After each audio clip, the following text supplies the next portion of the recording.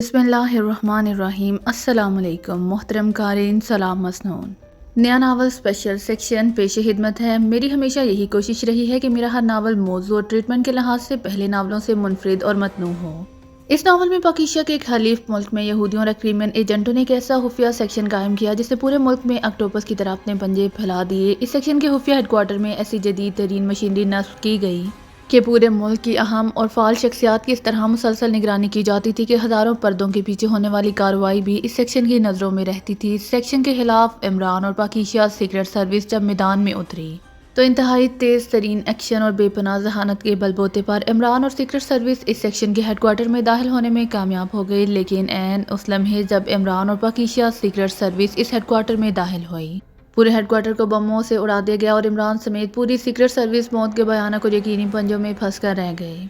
मुझे यकीन है कि इमरान समेत पाकिस्तान सीक्रेट सर्विस और स्पेशल सेक्शन के इंतहाई तरबियत याफ्ता एजेंटों के दरमियान होने वाली इंतहाई आसाब शिकन मुकाबलों पर मुश्तमिल ये दिलचस्प और हंगामा हेज कहानी आपके आला मयार पर पूरी उतरेगी। तो पेश खिदमत है स्पेशल सेक्शन। इमरान ने कार अपने फ्लैट के नीचे बने हुए मखसूस गैराज में बंद की और फिर गैराज को ताला लगाकर वो फ्लैट पर जाने के लिए सीढ़ियों की तरफ बढ़ा ही था कि अपने अकब में कार के ब्रेकें लगने की जोरदार आवाज़ सुनकर वो बेइख्तियार उछलकर एक तरफ हटा। दूसरे लम्हे कार उसके करीब आकर रुक गई। आप अल इमरान साहब हैं? कार में बैठे हुए एक नौजवान लड़के ने खिड़की से सर बाहर निकालकर इमरान से पूछा। जी, क्या फरमाया आपने? इमरान ने अपना एक कान नौजवान की तरफ करते हुए पूछा।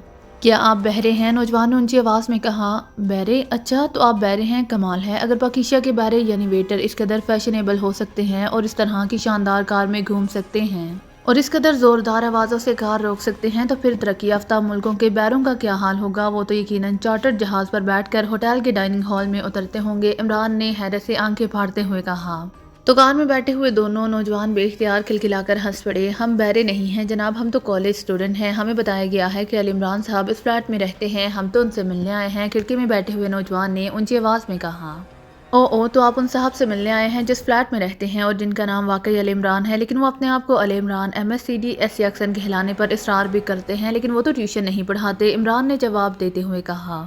ट्यूशन? सॉरी जनाब, हम ट्यूशन पढ़ने के लिए नहीं आए, हम तो उन्हें अपने कॉलेज के म्यूजिकल फंक्शन में मेहमान खसूसी के तौर पर शरीक होने की दावत देने आए हैं। मगर आप कौन साहब हैं? एक लड़के ने कार का दरवाज़ा खोलकर नीचे उतरते हुए कहा। मेहमान खसूसी? वाह, इसका मतलब है कि उन्हें दावत में खाना भी खसूसी मिलेगा। लेकिन एक बात बता दूं कि आप उन साहब को मेहमान खसूसी बनाकर मुश्किल में फंस जाएंगे, क्योंकि उनके बावर्ची ने उन्हें मूंग की दाल खिलाने का आदी बना दिया है कि अब मूंग की दाल के अलावा उनका निज़ाम इंहज़ाम और किसी खाने को कबूल ही नहीं कर सकता। और आपने यकीनन वहाँ बड़े मुरगन तैयार कर रखे होंगे। आप ऐसा करें कि उनकी बजाय मुझे मेहमान खसूसी बना लें। आप यकीन करें कि इस पूरे शहर में सिर्फ मैं ही ऐसा आदमी हूँ जो मुर्गन खानों के साथ सही इंसाफ कर सकता हूँ, बल्कि इंसाफ क्या, अदलो इंसाफ कर सकता हूँ, इमरान ने जवाब देते हुए कहा। इस दौरान दूसरा लड़का भी कार से नीचे उतर आया। आप दिलचस्प आदमी लगते हैं, लेकिन आपने अपना तारुफ नहीं कराया, दूसरे लड़के ने मुस्कुराते हुए कहा। उसका अंदाज ऐसा था जैसे वो इमरान की बातों में गहरी दिलचस्पी ले रहा हो।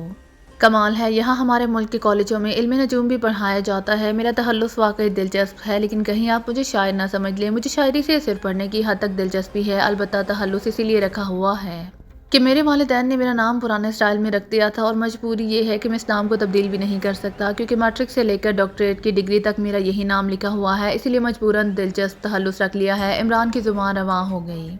अच्छा, क्या नाम है आपका? दोनों लड़कों ने बड़ी दिलचस्पी लेते हुए कहा। अल इमरान। अब आप भला खुद सोचे, कितना पुराना नाम है। मौजूदा दौर के जदीद नामों के मुकाबले ये नाम कैसे चल सकता है? इमरान ने एक तवील सांस लेते हुए कहा। तो दोनों लड़के बेइख्तियार उछल पड़े। ओ, तो आप ही हैं अल इमरान, हम तो आपसे मिलने आए हैं, दोनों लड़कों ने बाकजुबान होकर कहा। अच्छा, तो फिर यहाँ नीचे क्यों खड़े हैं? आप ऊपर फ्लैट पर आ जाएं, इमरान ने कहा और तेजी से सीढ़ियाँ चढ़ता हुआ ऊपर पहुँच गया और वो दोनों लड़के उसके पीछे ऊपर आ गए। इमरान ने दरवाजे पर लगी हुई मखसूस अंदाज की नाप को घुमाकर दरवाज़ा खोला और फिर वो इन दोनों को लेकर ड्राइंग रूम में पहुँच गया। तशरीफ़ रखिए, लेकिन ये सोफ़े भी मेरी नाम की तरह पुराने हैं।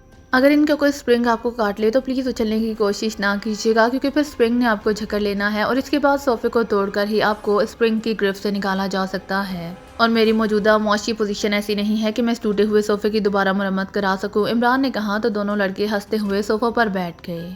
सुलेमान जनाब, आगा सुलेमान पाशा साहब, इमरान ने सामने वाले सोफे पर बैठते हुए ज़ोर ज़ोर से आवाज़ें देनी शुरू कर दी। जी फरमाइए। चंद लम्हों बाद ही सुलेमान ने दरवाजे पर नमूदार होते हुए कहा। उसके जिस्म पर इंतहाई कीमती कपड़े और जदीद तराश शराश का 3 पीस सूट था। जेब में सुर्ख रंग के रुमाल का कोना भी बाहर निकला हुआ नजर आ रहा था। दोनों लड़के सुलेमान के अंदर आते ही बेख्तियार उठकर खड़े हो गए। अरे अरे, बैठिए बैठिए, वरना आगा साहब नाराज हो जाएंगे। उन्हें तकब्बुर व गरूर कतई पसंद नहीं है, इसलिए जो इनके इस्तकबाल के लिए खड़ा हो जाए ये उससे नाराज हो जाते हैं, और जिससे ये नाराज हो जाए फिर वो बेचारा मूंग की दाल से भी महरूम हो जाता है। इमरान ने बौखलाए हुए लहजे में कहा तो दोनों लड़के भी बौखलाए हुए अंदाज में दोबारा बैठ गए। अब उनके चेहरों पर हैरत के तासुरात उभर आए थे। मैं तारुफ करा दूं, ये आगा सुलेमान पाशा हैं, ऑल वर्ल्ड कुकर्स एसोसिएशन के सदर, जो मूंग की दाल पकाने के स्पेशलिस्ट हैं। तमाम दुनिया की कुकिंग यूनिवर्सिटियां मूंग की दाल पकाने के मौजू पर इनके खसूसी लेक्चर्स का एहतमाम करती रहती हैं। और जनाब आगा सुलेमान पाशा साहब ये कॉलेज स्टूडेंट्स हैं जिन्होंने इस कदर ज़ोर से मेरे कब में कार की ब्रेकें लगाई कि मेरी जान तो बहरहाल बच ही गई, लेकिन शकले स्मात का आर्जी तौर पर ही सही बहरहाल मुझे ज़रूर लाहक हो गया है, और ये मुझे अपने कॉलेज के म्यूज़िकल फंक्शन में बतौर मेहमान खसूसी दावत देने आए हैं। लेकिन अब मसला ये है कि मेहमान खसूसी के लिए ज़ाहिर है खसूसी खाने का अहतमाम होगा, और तुम्हारी वजह से मेरा निज़ाम हज़ाम सवाए मूंग की दाल के और कोई खाना हज़म ही नहीं कर सकता। इसका हाल क्या हो सकता है? इमरान ने पूरी रफ्तार से बोलते हुए कहा। आप इन नौजवानों के म्यूजिकल प्रोग्राम में ज़रूर शिरकत कीजिए, क्योंकि पिछले कई दिनों से अपने वर्जिश छोड़ रखी है, इसलिए ये आपके लिए स्मार्ट होने का बेहतरीन मौका है। जहाँ तक खाने का ताल्लुक है, वैसे भी आज रात आपको बाहर से ही खाना खाना पड़ता, इसलिए कि मैं होटल हॉलीडे के सालाना डिनर में बतौर मेहमान खसूसी मदऊ हूँ। खुदा हाफिज़, सुलेमान ने बड़े संजीदा लहजे में कहा और मुड़कर कमरे से बाहर निकल गया। अरे अरे, मेहमानों के लिए कोई चाय वगैरह का बंदोबस्त तो करते जाओ, अब इतनी भी क्या बेमरवती। ये नौजवान इन मामलात में बड़े हसास होते हैं, इमरान ने बौखलाए हुए लहजे में कहा। इस दौर के नौजवान चाय नहीं पीते, ये आप जैसे बूढ़ों के दौर का मशरूब है। फ्रिज में मशरूबात मौजूद हैं, जितने जी चाहे हातिर मदारत करते रहिए, सुलेमान ने बड़े बेनियाजाना लहजे में कहा और बैरूनी दरवाजे की तरफ बढ़ गया। ये क्या आपके बावर्ची हैं? एक लड़के ने इंतहाई हैरत भरे लहजे में कहा। अरे अरे, उसने अभी तक आपकी कार की ब्रेकों की आवाज़ें नहीं सुनी, इसीलिए उसकी कुव्वत समात तेज़ है। अगर उसने सुन लिया कि बावर्ची कहाँ गया है तो आपके म्यूजिक फंक्शन पर तो कोई असर ना पड़ेगा। अलबत्ता मैं मूंग की दाल से भी हाथ धो बैठूंगा, इमरान ने खौफजदा से लहजे में कहा तो दोनों लड़के बेइख्तियार हंस पड़े। हमें सर अब्दुल रशीद ने आपके मुतालिक बताया था, लेकिन उन्होंने जो कुछ बताया था आप तो उससे भी ज़्यादा दिलचस्प बातें करते हैं। बहरहाल आपको अब हर सूरत में हमारे म्यूजिक फंक्शन में आना होगा, दूसरे लड़के ने हंसते हुए कहा। सर अब्दुल रशीद, इमरान ने चौंक कर पूछा। हमारे कॉलेज के प्रिंसिपल हैं, आपसे उनकी मुलाकात किसी फंक्शन में हुई थी, वो आपके बेहद मदाह हैं, इसी लड़के ने जवाब देते हुए कहा। फिर तो वाकई रशीद हैं कि अभी तक उन्होंने मुझ जैसे हकीर फ़कीर को याद रखा है, लेकिन आपने अपने फंक्शन की कोई तफसील तो बताई नहीं। वैसे एक बात मैं बता दूं कि मैं ज़रा शर्मीला सा आदमी हूँ, इसीलिए लड़कियों के फंक्शन में चाहे वो लड़कियाँ कितनी ही आज़ाद हयाल हों, मेरा वहाँ बैठना मुश्किल ही होगा। इमरान ने मुस्कुराते हुए कहा। लड़कियों का फंक्शन? क्या मतलब? हमारा कॉलेज तो लड़कों का है, लड़कियाँ तो वहाँ नहीं होती, दोनों लड़कों ने हैरत भरे लहजे में कहा। लेकिन फिर दावत देने के लिए आपकी खिदमत क्यों हासिल की गई हैं? क्या कॉलेज में कोई लड़का इस काबिल नहीं था कि वो मुझे आकर दावत देता? इमरान ने हैरान होते हुए कहा। आपका मतलब है कि हम दोनों लड़कियां हैं? क्या हम आपको लड़कियां नजर आ रही हैं? दोनों ने इमरान का मतलब समझते हुए इंतहाई नाखुशगवार लहजे में कहा। अरे अरे, तो तुम्हारा ताल्लुक किस सिम्फ से है? अगर लड़कियां नहीं तो क्या वो मेरा मतलब वो तीसरी सिम्फ लड़की तो बहरहाल आप जैसे नहीं हो सकती। शानों से नीचे तक फैली हुई खूबसूरत जुल्फे, चेहरे पर बाकायदा मेकअप, बैत की शाख की तरह नर्म नाजुक और लहराता हुआ जिस्म। इमरान ने इंतहाई हैरत भरे लहजे में आंखें फाड़ते हुए कहा तो वो दोनों लड़के बेख्तियार उछलकर खड़े हो गए। आप अहमक हैं, उजड़ और पसमानदा जहन के आदमी हैं। हम लड़कों को लड़कियां कह रहे हैं? नॉनसेंस। हाँ, हमने अपना वक्त ज़ाया किया, इन दोनों ने इंतहाई गुस्सीले लहजे में कहा और तेजी से दरवाजे की तरफ मुड़ गए। अरे अरे, कम से कम ये तो बताते जाएं कि आप किस लिहाज से लड़के हैं। गुस्सा भी तो लड़कियों जैसा है, बोलने का अंदाज भी लड़कियों जैसा है, नाम तुमने बताए नहीं है, फिर मुझे कैसे मालूम हो कि तुम दोनों लड़के हो? इमरान ने बौखलाए हुए लहजे में कहा। लेकिन वो दोनों रुके नहीं और दौड़ते हुए बैरूनी दरवाजे से बाहर निकल गए, और बैरूनी दरवाज़ा इस कदर ज़ोरदार आवाज़ से बंद किया गया कि पूरा फ्लैट झंझना उठा। क्या हुआ? ये लड़के क्यों चले गए हैं? मैंने उनके लिए चाय तैयार की थी। उसी लम्हे सुलेमान ने ड्राइंग रूम के दरवाजे पर नमूदार होते हुए कहा। अरे, क्या तुमने उन्हें पहचान लिया था कि वो लड़के हैं? कम से कम मुझे तो बता देते, मैं तो उन्हें लड़कियां ही समझता रहा। वैसे तुमने उन्हें कैसे पहचान लिया कि वो लड़के हैं? कोई निशानी मुझे भी तो बताओ, इमरान ने हैरत भरे लहजे में कहा। इसका मतलब है कि आप वाकई हर लिहाज से बूढ़े हो गए हैं, आपको जदीद दौर के लड़कों और लड़कियों में फ़र्क करना ही नहीं आता, सुलेमान ने मुंह बनाते हुए कहा। अरे, कोई फ़र्क हो तो करूं। जो लिबास उन्होंने पहन रखा था वो अब लड़कियां भी आम पहनती हैं। जीन्स की पतलून, खुले गले की कमीज़ जिसके कॉलरों पर डिज़ाइनिंग की गई हो, ऊपर ब्लैक लेदर की जैकेट, पैरों में भारी मल्टी कलर जॉगर्स। हाँ, अगर जदीद दौर में कोई ऐसे लेंस इजाद हो गए हों जिन्हें आंखों में फिट कराने के बाद लड़कों और लड़कियों में तफरीक हो जाती हो तो दूसरी बात है, इमरान ने झलाए हुए लहजे में कहा। शादीशुदा अफराद की आंखों में लगे हुए ये लेंस तो वाकई नकारा हो जाते हैं। उन्हें तो अपनी बेगम के रवैयों से अंदाज़ा लगाना पड़ता है कि मेहमान लड़के हैं या लड़कियां, लेकिन कमारों की आंखों में तो कुदरती लेंस मौजूद होते हैं। مجھے تو حیرت اس بات پر ہے کہ آپ کمارے بھی ہیں، اس کے باوجود آپ کے لینس ناکارہ ہو چکے ہیں۔ بہرحال اب میں اس چائے کا کیا کروں، میں تو واقعی دعوت پر جا رہا ہوں، سلیمان نے جواب دیتے ہوئے کہا۔ چائے بھی ساتھ لیتے جاؤ، وہاں فنکشن میں شاید تمہیں کوئی چائے پلانے کا بھی رواداد نہ ہو، اس لیے یہی چائے تمہارے کام آ سکتی ہے، عمران نے منہ بناتے ہوئے کہا۔ میں کسی مشاعرے میں نہیں جا رہا جہاں چائے پر ہی ٹرہایا جاتا ہے اور وہ بھی کسی کو ملتی ہے اور کسی کو نہیں، میں تو واقعی سالانہ ڈنر پر جا رہا ہوں، ویسے چائے میں نے تھرماس میں ڈال دی ہے، اگر طلب ہو تو آپ پی سکتے ہیں، خدا حافظ۔ سلیمان نے منہ بناتے ہوئے جواب دیا اور تیزی سے واپس مڑ گیا۔ ارے کیا واقعی ڈنر پر جا رہے ہو؟ میں تو سمجھا تھا کہ آج کل شادیوں کا سیزن ہے، اسی لیے سوٹ پہن کر کسی شادی میں زبردستی کا باراتی بن کر پلاؤ زردہ اڑانے کا پروگرام ہے، عمران نے اونچی آواز میں کہا۔ ہر سال ہوٹل ہالیڈے میں شہر کے معززین کے اعزاز میں ڈنر دیا جاتا ہے، آپ کو کبھی دعوت آئی ہو تو آپ کو پتہ بھی ہو، سلیمان کی آواز باہر سے سنائی دی۔ او مجھے یاد آ گیا، وہ ایک دعوتی کارڈ مجھے آیا تو تھا، وہ کہاں گیا؟ وہ بھی ڈنر کا ہی تھا، عمران نے چونک کر اونچی آواز میں کہا۔ وہ تو غلطی سے انہوں نے آپ کا نام لکھ دیا تھا، میں نے خود ہی تصحیح کر لی ہے، بیرونی دروازے کے قریب سے سلیمان کا جواب آیا اور اس کے ساتھ ہی دروازہ کھلنے اور بند ہونے کی آواز بھی سنائی دی اور عمران نے بے اختیار دونوں ہاتھوں سے اپنا سر پکڑ لیا، لیکن دوسرے لمحے اسے ہاتھ ہٹانے پڑے کیونکہ میز پر رکھے ہوئے ٹیلی فون کی گھنٹی مسلسل بجنا شروع ہو گئی۔ پرانے دور کا اجڑ اور پسماندہ آدمی عمران بول رہا ہے، عمران نے ریسیور اٹھا کر تقریباً رو دینے والے لہجے میں کہا۔ جولیا بول رہی ہوں، دوسری طرف سے جولیا کی آواز سنائی دی۔ شکریہ تم نے رہی ہوں کہ الفاظ خود ہی کہہ دیے، ورنہ ان دو کالج اسٹوڈنٹس کی طرح مجھے تم سے بھی سخت سننا پڑتا، عمران نے کہا۔ کالج اسٹوڈنٹ سے کیا مطلب؟ کیا تم کالج گئے تھے؟ دوسری طرف سے جولیا کی حیرت بھری آواز سنائی دی۔ کالج کے دو اسٹوڈنٹس نے میرا یہ حال کر دیا ہے، اگر میں خود کالج جاتا تو شاید اب تک کسی میوزیم کے شوکیس میں بند ہو چکا ہوتا، عمران نے کہا، اور ساتھ اس نے ان دونوں لڑکوں کی آمد اور پھر ان سے ہونے والی گفتگو کی تفصیل بھی بتا دی، اس کے ساتھ ساتھ سلیمان سے ہونے والی گفتگو بھی سنا دی۔ تو جولیا بے اختیار ہنس پڑی۔ سلیمان ٹھیک کہتا ہے، تمہارے لینس اب ناکارہ ہوتے جا رہے ہیں، جولیا نے ہنستے ہوئے کہا۔ تمہارا مطلب ہے کہ اب مجھے بیگم کے رویے کا سہارا لے لینا چاہیے، لیکن بیگم آئے گی کہاں سے؟ اب کسی دکان سے تو ملنے سے رہی کہ چلو نقد نہ صحیح دکاندار کی منت کر کے ادھار ہی لے آؤں، عمران نے بڑے بے بسی کے لہجے میں جواب دیتے ہوئے کہا۔ اگر اس طرح دکانوں پر بیگمات ملا کرتی تو کوئی مرد گنوارا ہی نہ رہتا، دوسری طرف سے جولیا نے ہنستے ہوئے کہا۔ تو تم ہی بتا دو کہ کس طرح مل سکتی ہے، عمران نے جان بوجھ کر شرارت بھرے لہجے میں کہا۔ میں نے سنا ہے کہ یہاں پاکیشیا میں بیگم حاصل کرنے کے لیے ساجزادے کے والدین کو اپنی جوتیاں گھسانی پڑتی ہیں، بہرحال چھوڑو اس بات کو، تمہارے مقدر میں شاید بیگم ہے ہی نہیں۔ میں نے فون اسی لیے کیا تھا کہ تم فوری طور پر میرے فلیٹ پر آ سکتے ہو، یہاں سارے ساتھی اکٹھے ہیں اور ہم پکنک بنانے کے بارے میں غور کر رہے ہیں، صفدر کا اصرار ہے کہ تمہیں بھی اس پکنک میں شامل کیا جائے، دوسری طرف سے جولیا نے جواب دیتے ہوئے کہا۔ تمہارا مطلب ہے کہ دوسروں کے تو والدین جوتے گھساتے ہیں لیکن مجھے خود اپنے جوتے گھسانے پڑیں گے، عمران نے شرارت بھرے لہجے میں کہا۔ تم پیدل نہیں آؤ گے، کار میں ہی آؤ گے، تمہارے جوتے گھسنے کا کوئی اسکوپ نہیں ہے، جولیا نے ہنستے ہوئے جواب دیا۔ میں جوتوں کے سول ٹائر کے لگوا لیتا ہوں، عمران بلا کب آسانی سے باز آنے والا تھا، اتنی مضبوط کھوپڑی بھی نہیں ہے تمہاری، دوسری طرف سے جولیا نے کہا۔ عمران اس کے اس خوبصورت جواب پر بے اختیار کھلکھلا کر ہنس پڑا، البتہ جولیا نے دوسری طرف سے ریسیور رکھ دیا۔ جولیا کا یہ رویہ بتا رہا ہے کہ وہ اب مایوس ہوتی جا رہی ہے، عمران نے بڑبڑا کر کہا اور اس کے ساتھ اس نے کریڈل دبایا اور تیزی سے نمبر ڈائل کرنے شروع کر دیے۔ X2 رابطہ قائم ہوتے ہی دوسری طرف سے بلیک زیرو کی مخصوص آواز سنائی دی۔ تم دانش منزل کے مستقل مکین ہو، اسی لیے لامحالہ کچھ نہ کچھ دانش پر تم نے بھی قبضہ کر رکھا ہوگا، ایسے ٹائروں کا نام تو بتاؤ جو ہو بھی ٹائر اور گھس بھی جلدی جائیں اور جن سے کھوپڑی ٹوٹنے کا خطرہ بھی نہ رہے، عمران نے مسکراتے ہوئے کہا۔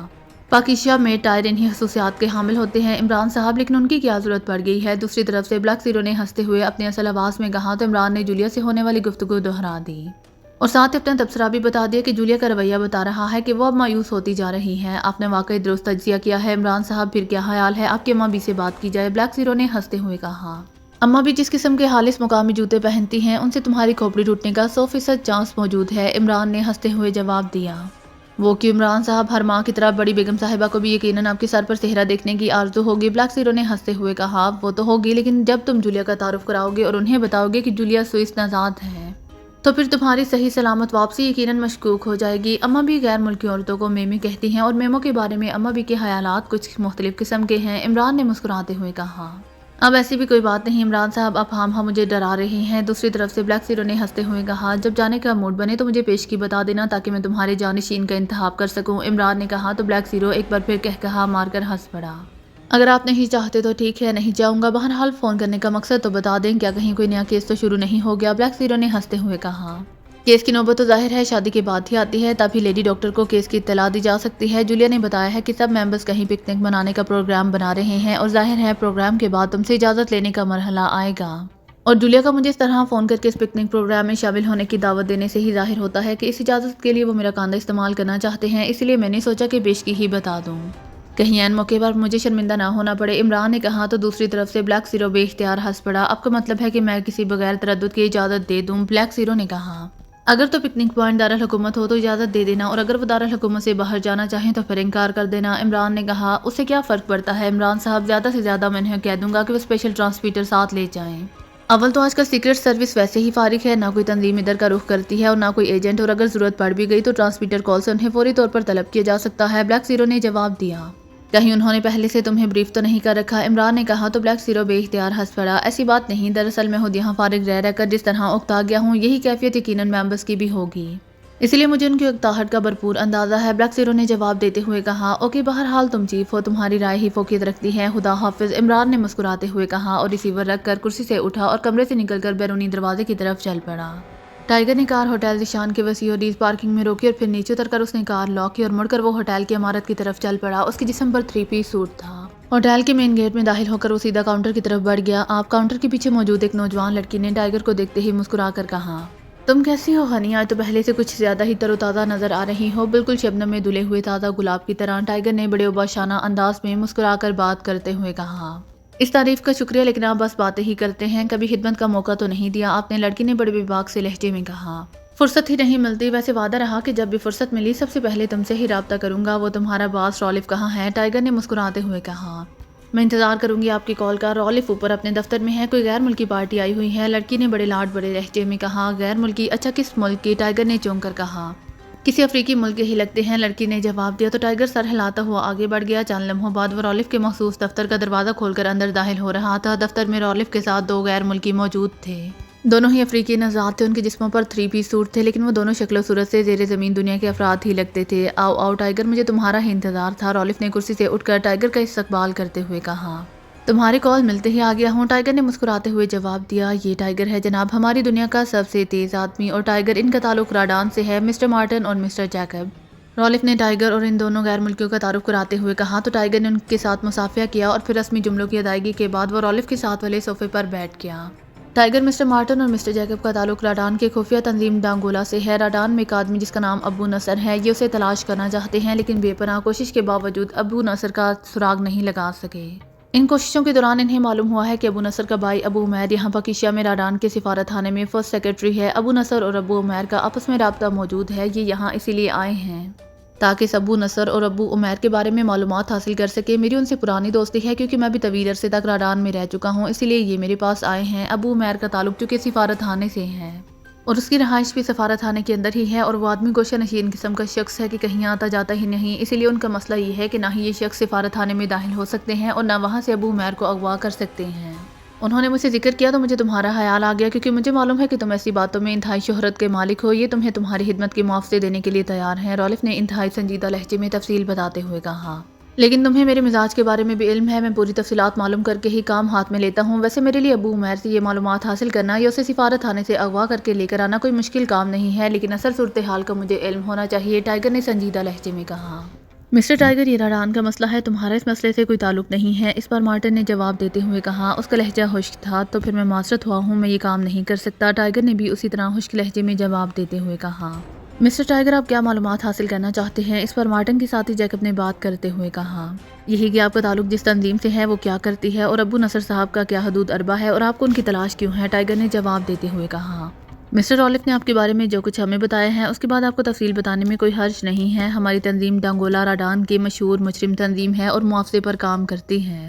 راڈان کی حکومت، جسے آپ فوجی حکومت بھی کہہ سکتے ہیں، انہوں نے ہمارے باس سے رابطہ کیا اور ہماری تنظیم کو ابو نصر کی تلاش کا کام دے دیا۔ ابو نصر کا تعلق بھی راڈان کی ایک مقامی تنظیم سے ہے، اس تنظیم کا نام گابالا ہے، یہ گوریلا تنظیم ہے جو راڈان کے ایک حصے کو ملک سے علیحدہ کرنے کی سازش میں ملوث ہے۔ حکومت اس سازش کا خاتمہ کر کے ابو نصر کو گرفتار کر کے اس پر مقدمہ چلانا چاہتی ہے، لیکن سرکاری ایجنٹوں کی بے پناہ کوششوں کے باوجود ابو نصر کہیں ٹریس نہیں ہو رہا، اسی لیے حکومت نے ہماری تنظیم کا سہارا لیا ہے۔ ابو عمیر کے بارے میں ہمیں حتمی طور پر معلوم ہوا ہے کہ وہ ابو نصر کے بارے میں معلومات رکھتا ہے، اسی لیے ہم یہاں آئے ہیں، جیکب نے تفصیل بتاتے ہوئے کہا لیکن ابو عمیر تو سرکاری آدمی ہے، اگر اس کا بھائی حکومت کا باغی ہوتا تو ابو عمیر کو کیسے اتنے بڑے عہدے پر رکھا جا سکتا تھا، اور ویسے بھی حکومت سے اس سے کیا معلومات مل سکتی ہیں، ٹائیگر نے حیران ہوتے ہوئے کہا آپ کی بات درست ہے مسٹر ٹائیگر، لیکن آپ کو راڈان کی پوزیشن کا علم نہیں ہے، راڈان پر حکومت تو فوجی ہے لیکن وہاں کی پارلیمنٹ کا سربراہ بھی خاصی طاقتور حیثیت کا مالک ہے، ابو عمیر اور ابو نصر اس سربراہ قبیلے کے لوگ ہیں۔ اور ابو عمیر اس سربراہ کا داماد بھی ہے، اس لیے حکومت ابو عمیر پر کھل کر ہاتھ نہیں ڈال سکتی۔ دوسری بات یہ ہے کہ ہماری تنظیم نے اس سلسلے میں حکومت سے انتہائی بھاری معاوضہ لیا ہوا ہے۔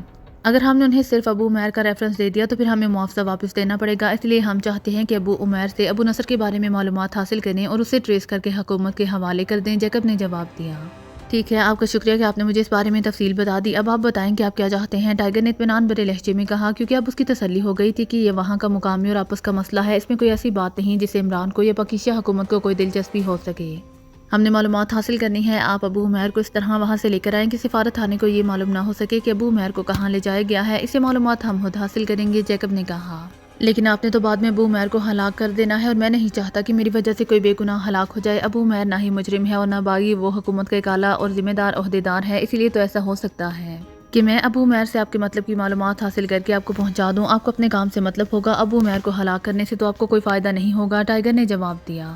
بات تو آپ کی درست ہے، لیکن یہ معاملہ راڈان کا مقامی ہے، اسی لیے درست معلومات آپ کیسے حاصل کر سکیں گے؟ اور دوسری بات یہ کہ آپ اگر ابو عمیر کو معلومات حاصل کرنے کے بعد فوری طور پر واپس بھیج دیں گے تو پھر اس کے پاس ایسے ذرائع ہیں کہ وہ ابو نصر کو اطلاع کر دے گا اور پھر حاصل کردہ معلومات کا ہمیں کوئی فائدہ نہیں ہوگا۔ ہاں، البتہ ایک کام ہو سکتا ہے کہ آپ ابو عمیر کو لے کر آئے، ہم آپ کے سامنے ان سے معلومات حاصل کریں گے، اس کے بعد ہم آپ کے سامنے اپنے باس کو یہ معلومات ٹرانسمیٹر پر دے دیں گے۔ اس دوران ابو عمیر مسٹر رالف اور آپ کی تحویل میں رہے گا۔ جب ابو نصر کو ٹریس کر لیا جائے گا تو پھر آپ بے شک ابو عمیر کو واپس لے جائیں، ہمیں کوئی اعتراض نہیں ہوگا، جیکب نے تجویز پیش کرتے ہوئے کہا۔ آپ کے پاس ابو نصر کو گرفتار کرنے میں کتنا وقت لگے گا؟ ٹائیگر نے پوچھا۔ ہماری تنظیم بے حد طاقتور ہے، صرف ٹریس ہونے کی دیر ہے، اس کے بعد کوئی وقت نہیں لگے گا، زیادہ سے زیادہ چند گھنٹے، جیکب نے جواب دیا۔ اوکے، ٹھیک ہے، بہتر تجویز ہے، اب معاوضہ طے کر لیں تاکہ میں کام شروع کر سکوں، ٹائیگر نے طویل سانس لیتے ہوئے کہا۔ آپ بتائیں، مسٹر رالف فیصلہ کریں گے، جیکب نے جواب دیا۔ رالف کو میرے اصولوں کا علم ہے، میں سودے بازی کا قائل نہیں ہوں، اسی لیے میں اس کام کا معاوضہ 20 لاکھ روپے لوں گا، لیکن ایک بات اور بھی بتا دوں کہ اس سلسلے میں ہمارے درمیان جو باتیں طے ہوئی ہیں آپ ان سے انحراف نہیں کریں گے۔ آپ کا کام بہرحال ہو جائے گا، ٹائیگر نے سنجیدہ لہجے میں کہا۔ ٹھیک ہے مسٹر جیکب، اس کام کے لیے یہ معاوضہ غیر مناسب نہیں ہے، رالف نے جواب دیا۔ اوکے، آپ کو منظور ہے تو پھر ہمیں بھی منظور ہے، جیکب نے جواب دیا۔ مارٹن مسلسل خاموش بیٹھا ہوا تھا، اس نے ساری بات چیت میں کسی قسم کا کوئی دخل نہیں دیا تھا۔ اوکے، اصول کے تحت آدھا معاوضہ پیشگی دے دیں اور وہ جگہ بتا دیں جہاں ابو عمیر صاحب کو لے کر آنا ہے، ٹائیگر نے جواب دیا۔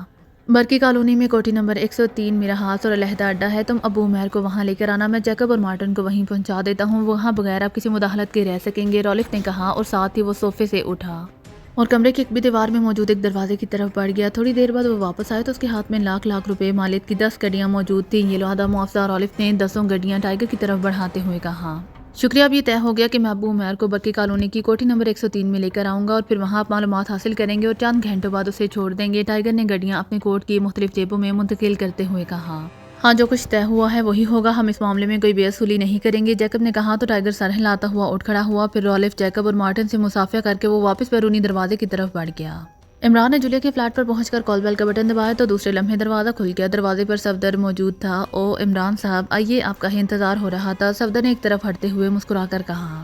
اچھا، کیا وہ مولوی صاحب اور چوہاروں کا بندوبست ہو چکا ہے؟ عمران نے اندر داخل ہوتے ہوئے بڑے مسرت بھرے لہجے میں کہا۔ تم خود اس انتظار میں تھوک کر چوہارا بن گئے ہو، کمرے میں بیٹھے ہوئے تنویر نے عمران کی بات سنتے ہی منہ بنا کر جواب دیا۔ ارے خوشی کے موقع پر تنویر کو کیوں بلا لیا تم نے؟ اسے تو کلہوانی پر بھی نہیں بلایا جاتا کہ کہیں کلہوانی کرانے والوں کی بھی کلہوانی نہ کرانی پڑ جائے، عمران نے مسکراتے ہوئے کہا اور ایک خالی کرسی پر بیٹھ گیا۔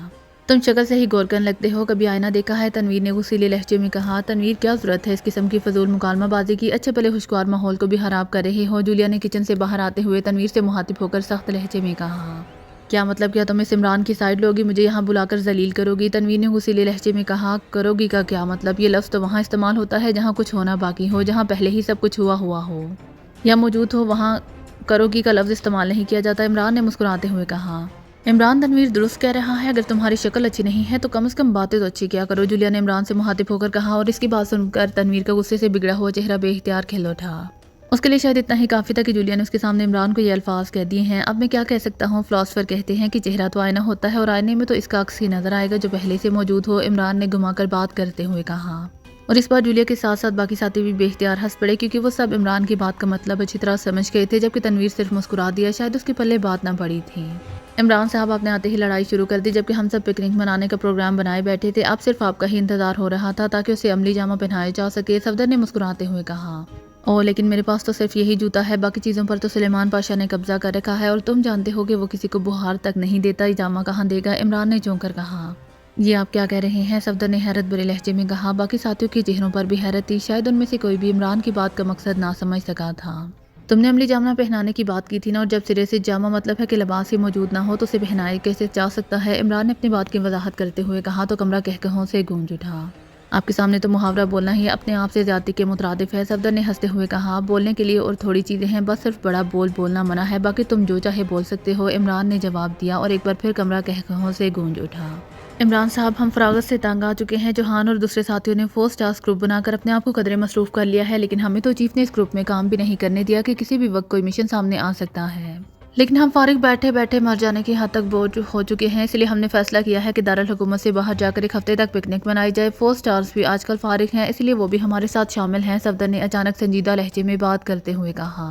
لیکن تم تو جانتے ہی ہو کہ میں معاشی طور پر خاصا کمزور واقع ہوا ہوں، بلکہ تم تو مجھے معاشی ڈھانچہ بھی کہہ سکتے ہو، اس لیے مجبوری ہے کہ میں تمہاری کوئی خدمت نہیں کر سکتا۔ البتہ ایک کام ہو سکتا ہے کہ میں تم سب کو رسید بکیں چھپوا کر دے دوں کہ دارالحکومت میں ایک یتیم خانہ قائم کیا جا رہا ہے، اس کے لیے چندے کی اپیل ہے۔ تم سارا شہر گھومو، ایک ایک دکان اور ایک ایک گھر پر جانا، اصل رقم تو ظاہر ہے میری ملکیت ہوگی، لیکن جتنا تمہارا کمیشن بن جائے گا کہ تم ایک یا کئی پکنکیں منا سکو۔ عمران نے جواب دیا تو سب بے اختیار مسکرا دیے۔ تمہاری شکل واقعی کسی یتیم خانے کے مینیجر جیسی ہی ہے، اسی لیے تمہارے خیالات بھی ویسے ہی ہیں، تنویر نے جیسے ہی موقع دیکھا بات کر ڈالی۔ مالک کو بھی آئینہ دیکھ لینا چاہیے، عمران نے ترکی بترکی جواب دیا، اور کمرہ زوردار کہکہوں سے گونج اٹھا۔ یہ کس بات پر کہکہے لگائے جا رہے ہیں؟ جولیا نے کچن سے برآمد ہوتے ہوئے کہا۔ اس نے ایک ٹرے میں چائے کے 3 فلاسک رکھے ہوئے تھے۔ یتیم خانے کے نام پر چندہ اکٹھا کرنے اور اس کی بندر بانٹ کے منصوبے بنائے جا رہے ہیں، صفدر نے ہنستے ہوئے کہا۔ اچھا وہ کیوں؟ جولیا نے ٹرے درمیانی میز پر رکھتے ہوئے کہا تو صفدر نے اسے عمران کی بات مختصر طور پر بتا دی۔ اس کی کیا ضرورت ہے کہ تم نے عمران سے کہا ہے کہ یہ چندہ دے؟ جولیا نے ہنستے ہوئے کہا۔ ارے نہیں مس جولیا، بھلا عمران صاحب سے رقم کی بات کرنا تو ایسے ہی ہے جیسے چیل کے گھونسلے میں گوشت تلاش کرنا، صفدر نے ہنستے ہوئے کہا۔ چیل کے گھونسلے سے تو شاید کوئی چھوٹا سا ٹکڑا مل ہی جائے گا، مگر عمران صاحب کی جیب سے رقم نہیں نکل سکتی، اس بار جوہان نے ہنستے ہوئے کہا۔ چیل تو امیر ہوگی نا کہ مہنگائی کے اس دور میں بھی گوشت کھاتی ہے، مجھ جیسے غریب کو ایسی امیر چیز سے کیسے تشبیہ دی جا سکتی ہے؟ البتہ آپ لوگ شاید اس زمرے میں آتے ہوں، آخر بڑی بڑی تنخواہیں لے رہے ہیں، عمران نے کہا، اور سب بے اختیار ہنس پڑے۔ عمران صاحب آپ فکر مت کریں، آپ سے پکنک کے سلسلے میں کوئی رقم وغیرہ نہیں لی جائے گی، بلکہ آپ اس پکنک کے مہمان خصوصی ہوں گے۔ ہمارا مقصد صرف اتنا ہے کہ آپ چیف سے ہمیں دارالحکومت سے باہر جانے کی اجازت لے دیں، صفدر نے کہا۔ واہ، آج کا دن تو واقعی خوش قسمت دن ہے کہ ہر طرف مہمان خصوصی بننے کی دعوتیں آ رہی ہیں، پہلے کالج کے فنکشن میں مہمان خصوصی اور اب سیکرٹ سروس پکنک کا مہمان خصوصی، عمران نے مسکراتے ہوئے کہا۔ مہمان خصوصی پتہ ہے کسے کہتے ہیں؟ تنویر ایک بار پھر بول پڑا۔ خاص مہمان یہی مطلب ہوگا، عمران نے مسکراتے ہوئے کہا۔ نہیں، مہمان خصوصی کا مطلب ہوتا ہے کہ احمق آدمی جسے مصنوعی عزت دے کر اسے بھاری رقم بطور عطیہ وصول کر لی جاتی ہے، تنویر نے جواب دیا تو کمرہ بھرپور کہکہوں سے گونج اٹھا۔ پھر تو میں مہمان خصوصی نہیں بن سکتا، اس تعریف کی روح سے تو تنویر بنا مہمان خصوصی ہے، بنانے کی ضرورت ہی نہیں پڑے گی کسی کو، عمران نے مسکراتے ہوئے کہا۔ عمران صاحب مذاق چھوڑیے، چیف کو فون کریں اور اجازت لے دیں، صفدر نے بات کا رخ بدلتے ہوئے کہا، کیونکہ اسے خطرہ تھا کہ اگر تنویر اور عمران کے درمیان مکالمہ بازی ہوئی تو پھر اسے جھگڑا شروع ہو جائے گا، نہ تنویر باز آئے گا اور نہ عمران، اسی لیے اس نے مداخلت کرنی ضروری سمجھی تھی۔ لیکن پتہ تو چلے کہ تم نے کہاں جانا ہے؟ عمران نے پوچھا۔ ہم نے بڑے طویل بحث و مباحثے کے بعد پاکیزہ کے شمالی علاقوں میں واقع انتہائی خوبصورت جھیل سالموک پر پکنک منانے کا فیصلہ کیا ہے۔ ہمارا پروگرام وہاں ایک ہفتہ رہنے کا ہے، صفدر نے جواب دیا۔ جھیل سالموک ویری گڈ، وہ تو واقعی بے حد خوبصورت جگہ ہے، میں کئی بار وہاں جا چکا ہوں، لیکن اگر میں تمہیں اس سے بہتر جگہ بتا دوں تو کیا خیال ہے؟ عمران نے مسکراتے ہوئے کہا۔ ہم سبھی وہاں کئی بار جا چکے ہیں، لیکن اس جگہ کا حسن ہی ایسا ہے کہ بار بار جانے کو جی چاہتا ہے۔ ویسے آپ کے ذہن میں اور کون سی جگہ ہے؟ صفدر نے مسکراتے ہوئے کہا۔ اس جھیل سالموک سے آگے جنوب کی طرف کچھ فاصلے پر ایک گاؤں ہے جسے روکری کہا جاتا ہے، راستہ بے حد دشوار گزار ہے، اسی لیے عام سیاح وہاں نہیں جاتے۔ وہاں ایک اور قدرتی جھیل ہے جسے روکری جھیل ہی کہا جاتا ہے، اس علاقے کا منظر جھیل سالموک سے 1000 گنا زیادہ خوبصورت ہے۔ پھر اس روکری جھیل میں خاص قسم کی مچھلی بھی پائی جاتی ہے جس کا شکار کرنے کا طریقہ بھی عام طریقوں سے ہٹ کر ہے۔ اس گاؤں کے لوگ بے حد پرخلوص اور محبت کرنے والے لوگ ہیں، وہاں ہمیں ہر طرح کی سہولت بھی مل سکتی ہے، عمران نے کہا۔ میں ایک بار روکری جا چکا ہوں، وہ واقعی خوبصورت علاقہ ہے، کیپٹن شکیل نے کہا۔ ٹھیک ہے، پھر وہاں چلے چلو، میرا نئی جگہ دیکھنے کا شوق بھی پورا ہو جائے گا، صفدر نے کہا۔ پھر تنویر سمیت سب نے اس تجویز کی تائید کر دی۔ چلیے فیصلہ ہو گیا، لیکن اب مسئلہ چیف سے اجازت لینے کا ہے، صفدر نے کہا۔ تم نے بات کی ہے اپنے چیف سے؟ عمران نے کہا۔